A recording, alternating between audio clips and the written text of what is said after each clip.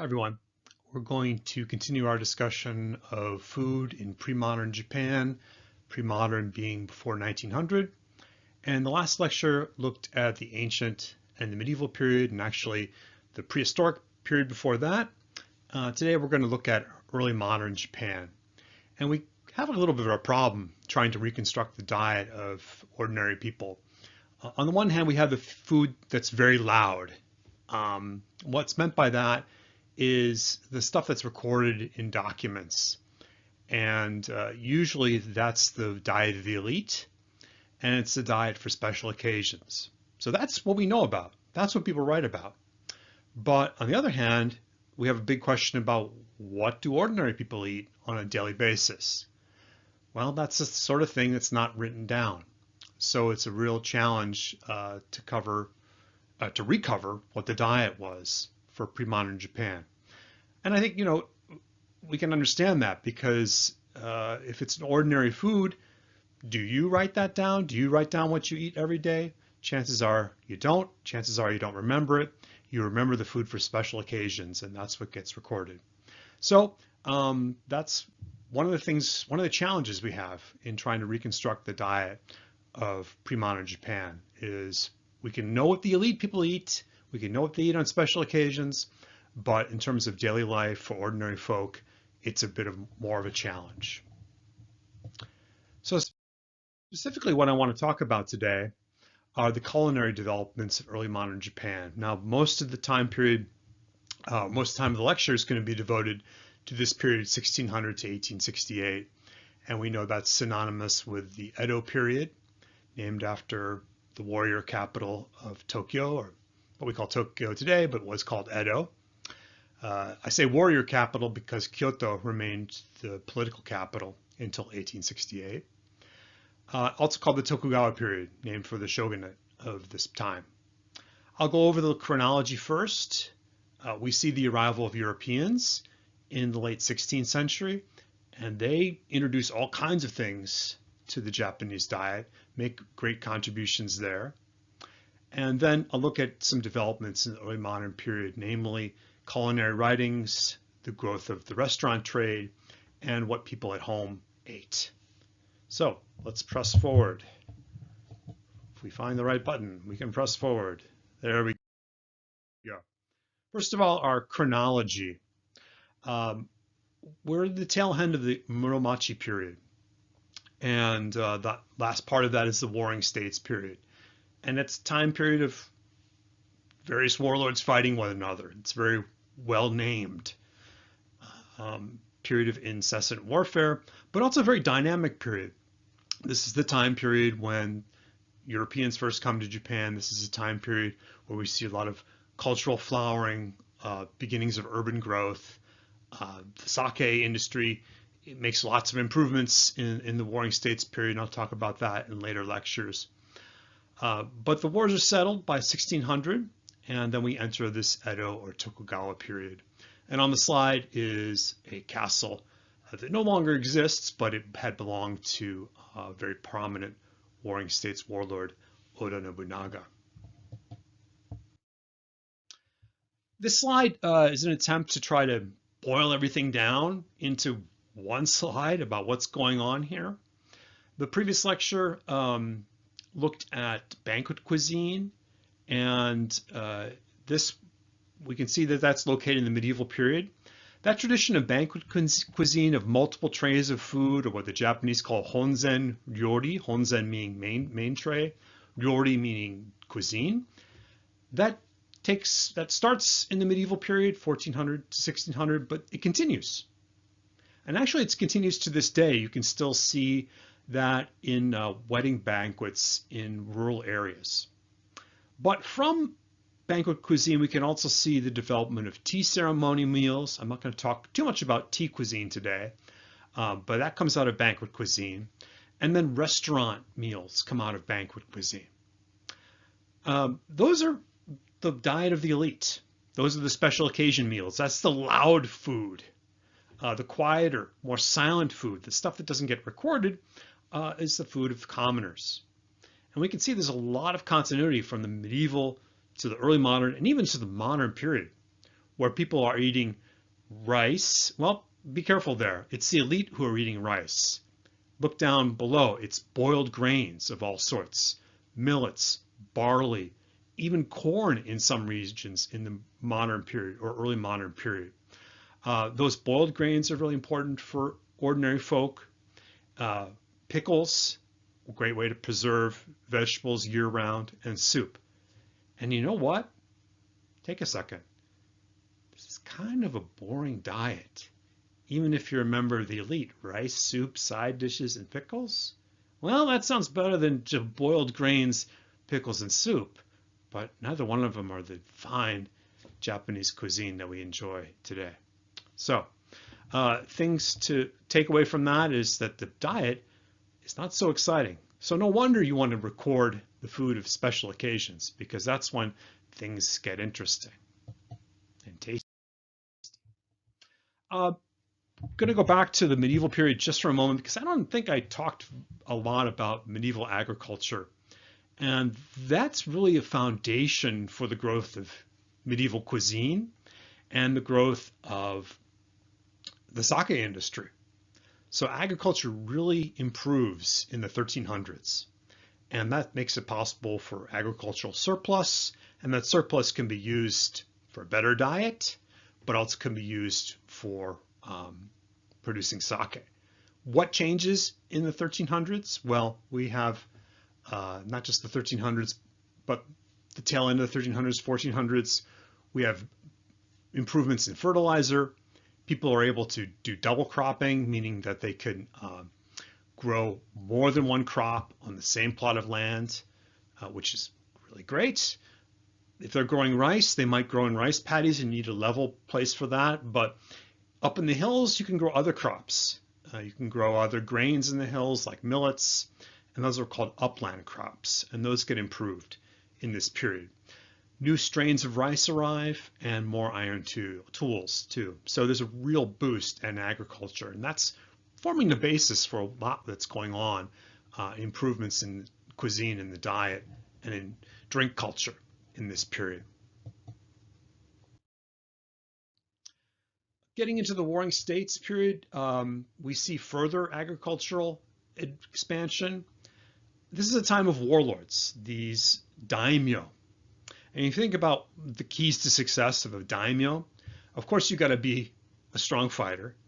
You have to have a great army, but you have to pay your troops.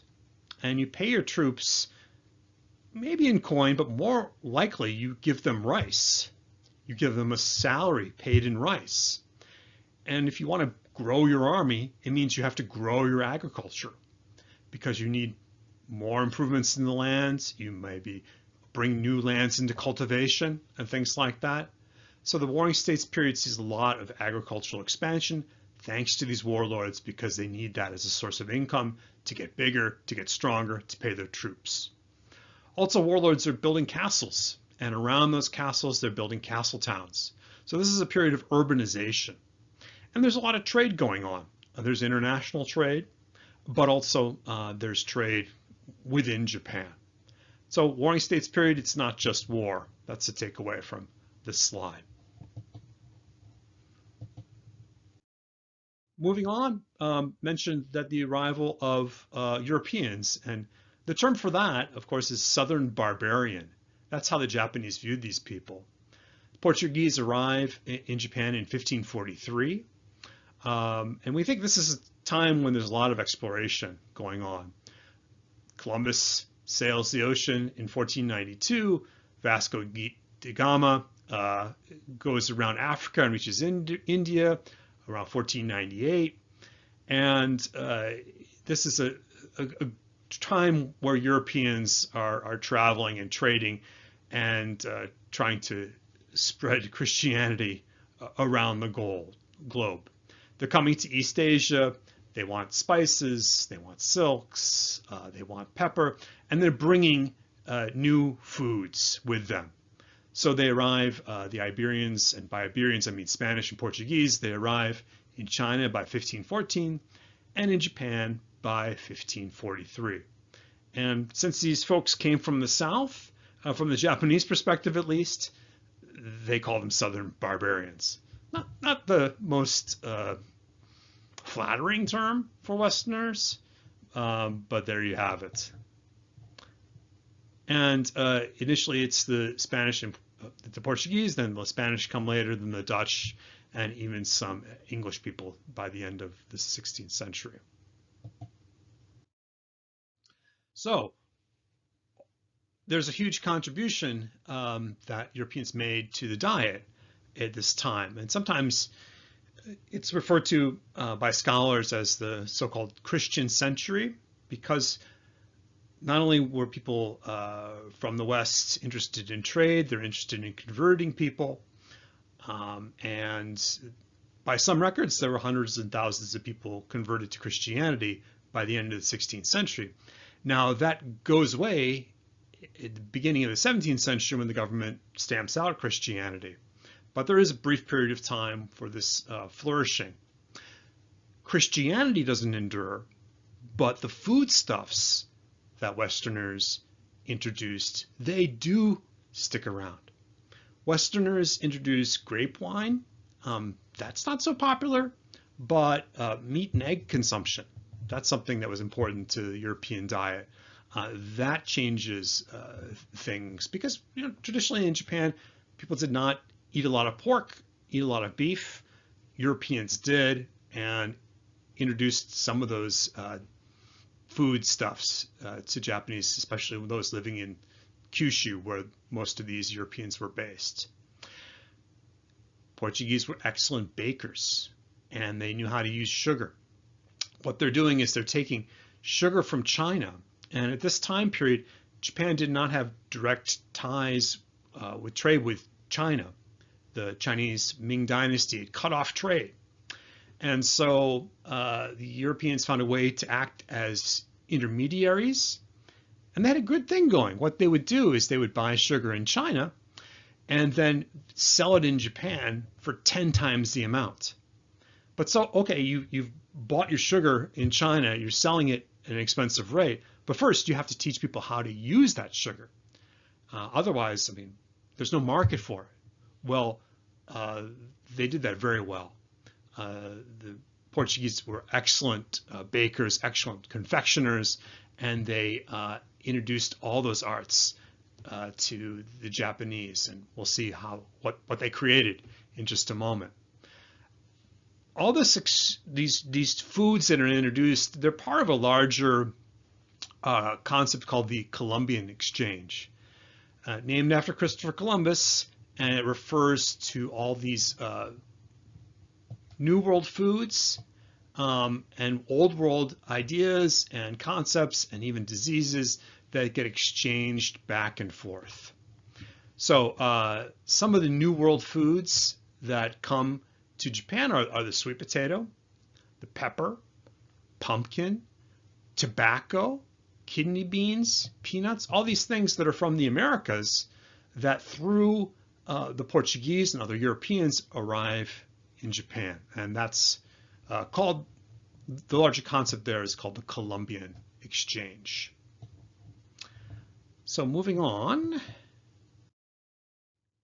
we can see that even some of these foods are part of their missionary activities, because the Jesuits, a branch of Christianity that had a missionary agenda, were very involved in trade and used food as part of their proselytizing, at least according to Ose Hoan.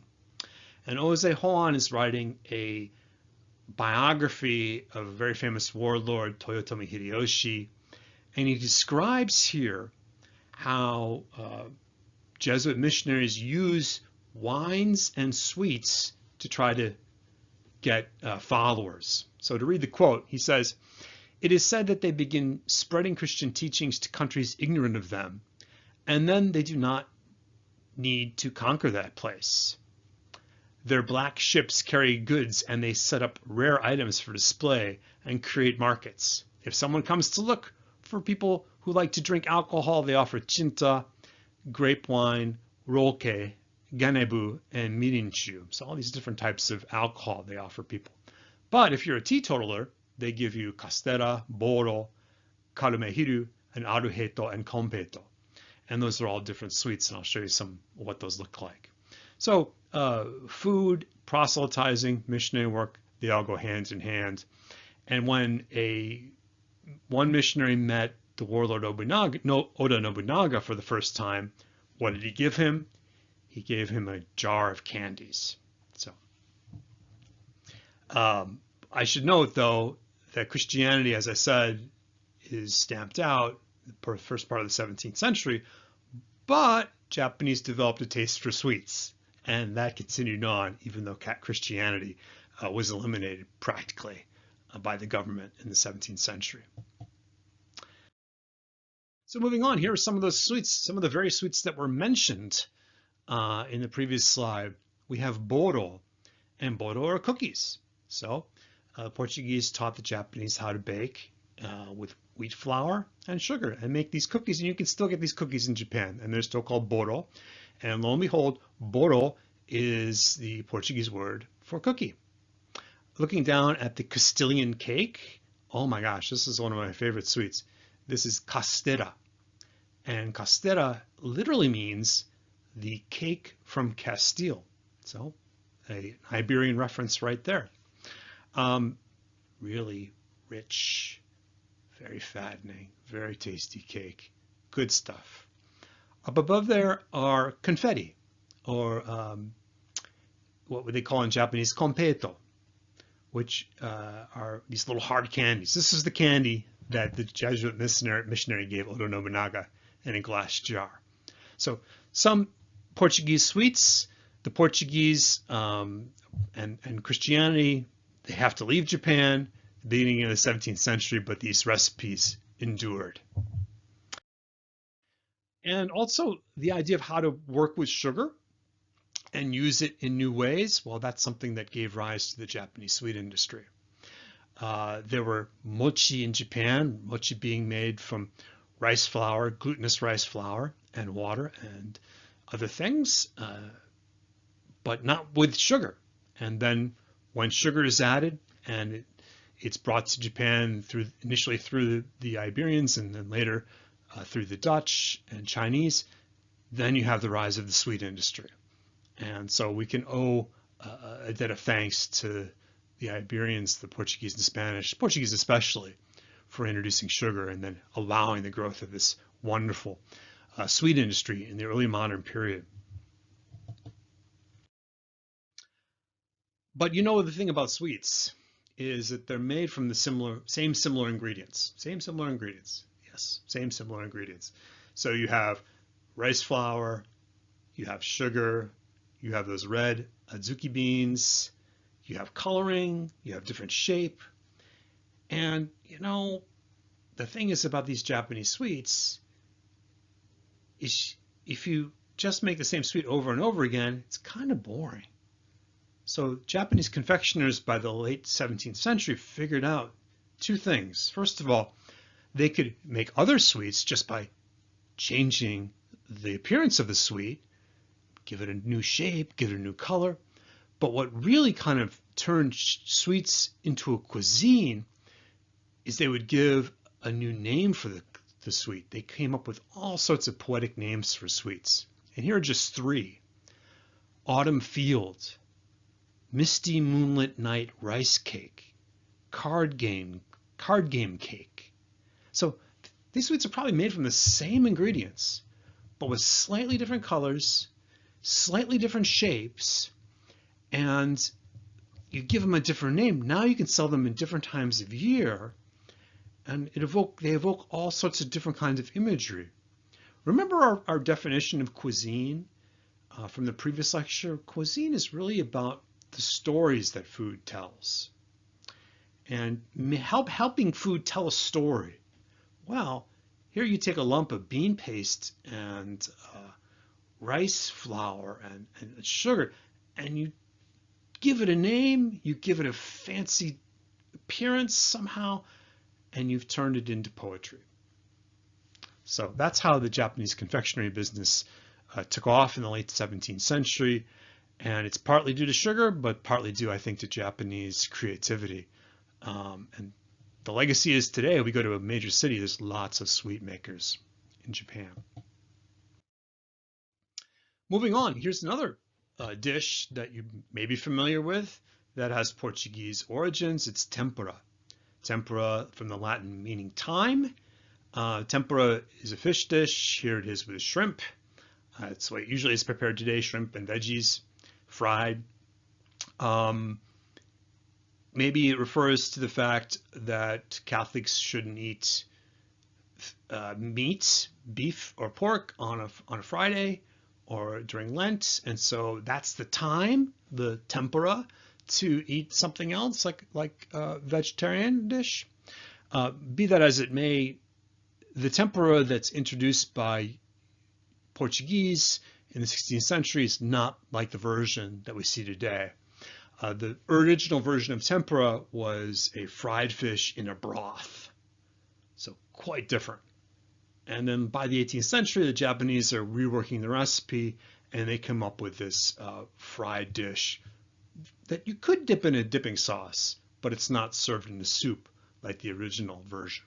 And you don't have to just use a fish.